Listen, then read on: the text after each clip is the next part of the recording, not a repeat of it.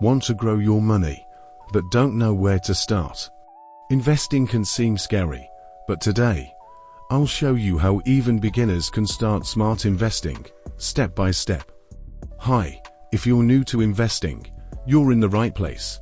Investing isn't just for experts or the rich, anyone can do it. And you can start with as little as $100. First, decide why you want to invest.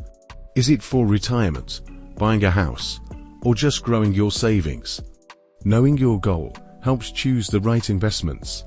Before investing, save up at least 3 to 6 months of expenses in an emergency fund.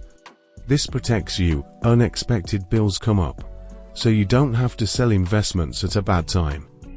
Learn about popular investments, stocks, buying shares of companies, bonds, lending money to companies or governments, mutual funds and ETFs, groups of stocks or bonds pooled together for easier investing.